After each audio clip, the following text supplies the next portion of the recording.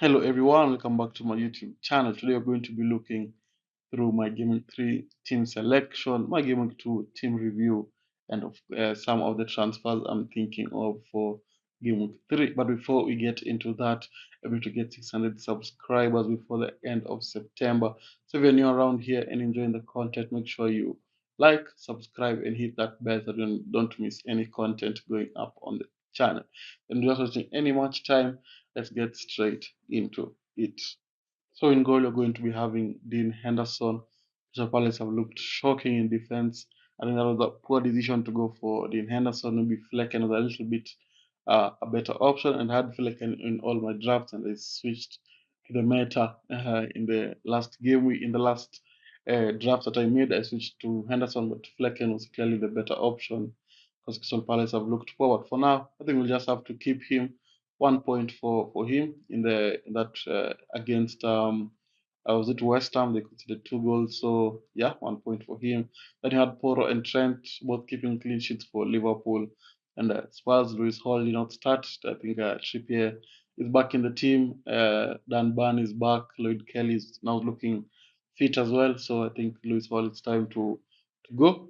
Then we have Saka and Jota both picking up assists, and Kunku did not start, so maybe it's time to go. He's playing today as well in the Europa League, and yeah, so I don't think he's going to start in the upcoming fixture. So 1 point for him. Then he had Gordon scoring a late goal for 10 points. Then he had Chris Wood not doing much in the fixture. 1 point for him. Same as Isaac not doing much. 2 points. Haaland, of course, scoring a hat trick against Ipswich. He was the captain. 34 points. Everson did not play. 0 points. Rogers looked good but did not have any attacking returns. 2 points. Konza 1 point, and Barco we don't even need to talk about anymore.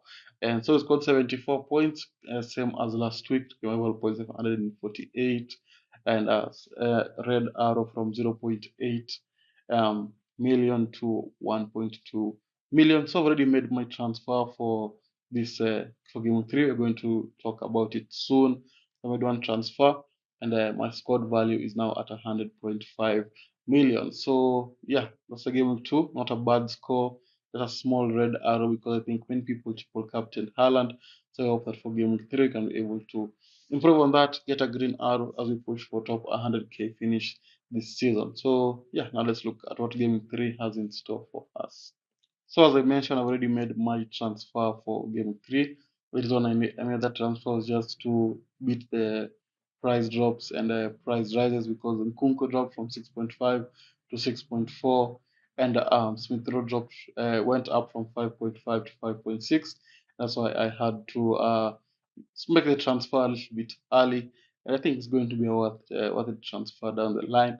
Kunku doesn't look like it's going to be nailed on because Chelsea have so many players playing in the left wing position where Nkunku is predominantly made to play, as you saw from game week 1. And also when he came on off the bench, he looked like he was playing on the left wing side a little bit because but I think Jonetto was also there.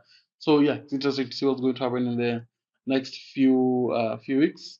But for now, I think it's time for to just sell him on. And now we have Smith Rowe, who looks on form, looks like he's found his joy for football as he's moved to Fulham. Looks really good in game week 2. Of course, he was subbed off early, I think, still trying to pick up fitness here and there. But I hope that he's going to be solid.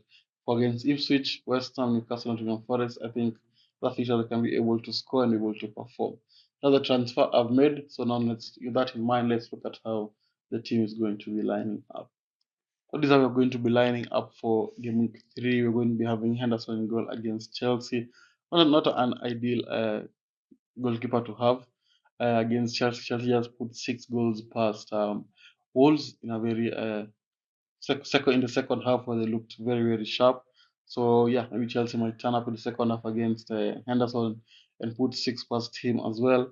But for now, there's nothing we can do about it. So Dean Henderson there against Chelsea. Before we talk about the defenders, I usually post content on TikTok, Instagram, and on Twitter as well.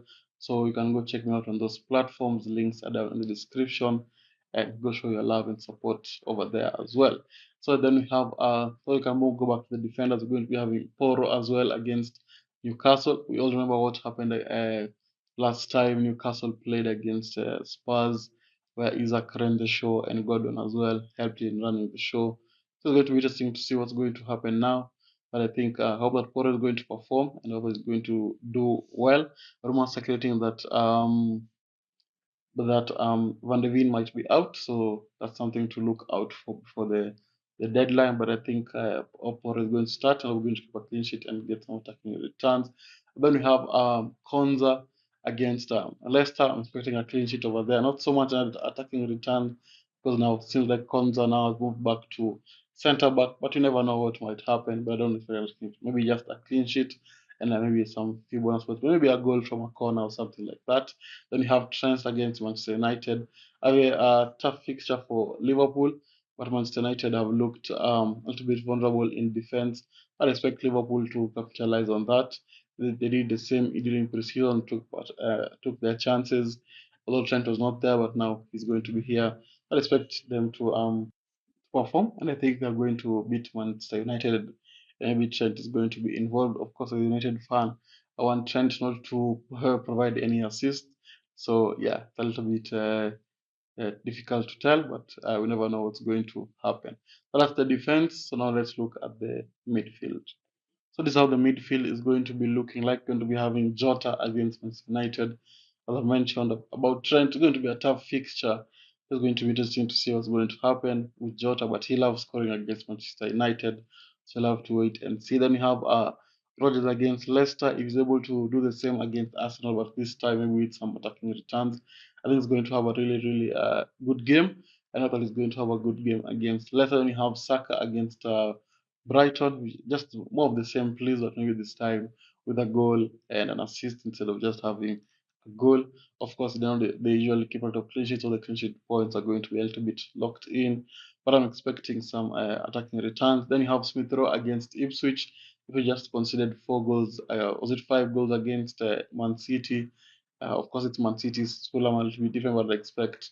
They does not look good defensively. That's what I'd say, and especially Murik looks pretty shaky. So yeah, I'd expect I think a goal from Smith Rowe, maybe an assist from Smith Rowe as well. So it's going to be interesting to see what's going to happen. But that's the midfield, full of goals, full of assists. Now that it's going to be able to perform. So now let's look at the attackers. So for the attackers, we're going to be having Chris Wood against Wolves. Of course, Wolves just shipped 6 goals against Chelsea, so they look a little bit shaky defensively. That Wood can be able to capitalize on that. Of course, we don't know what's going to happen before the deadline of the transfer window. It's going to be tomorrow. Nottingham Forest are looking to sign a striker, maybe to replace Chris Wood. Don't know what's going to happen there because Chris Wood looks a little bit tired of late after around 70 minutes. I watched their last fixture and they looked a little bit tired. So they're looking for a striker who can play 90 minutes. It may be time to call it for Chris Wood. But I think for now, since you don't know any news, I'm going to have him there against Wolves. Then I'm going to then next we're going to have Isaac against Spurs. I think this is the final fixture for Isaac. If he doesn't perform against Spurs, I think it would be time to call it off for him and go look for another striker, a cheaper striker, and maybe boost my midfield a bit. So I'm not going to talk about that right now because Isaac might perform against Spurs, maybe score a goal and prove me wrong as well. So we'll have to wait and see. But for now, Isaac is there against Spurs. He ran the show last time they played, and I was going to do the same this time. Then you have Haaland finishing off the team. He's going to be my captain, of course, against West Ham. Same, just the same as last week. Score hat trick again, and yeah, that's the team. Looks pretty solid. Then the bench we have Everson against Aston Villa. We're having Gordon and Hall on the bench as well against Spurs, and they're going to have Barco finishing off the team against whatever team Sevilla are going to be playing in La Liga. So that's the team for game week 3. Looks pretty solid. I hope I can be able to score more than 74 points because I've done that in back-to-back game weeks. Hope that the new signing Smith Rowe can be able to perform as well. So with that, I'd like to thank you all guys for watching. If you managed to reach this far, don't forget to like and subscribe, and I'll see you all guys later. Bye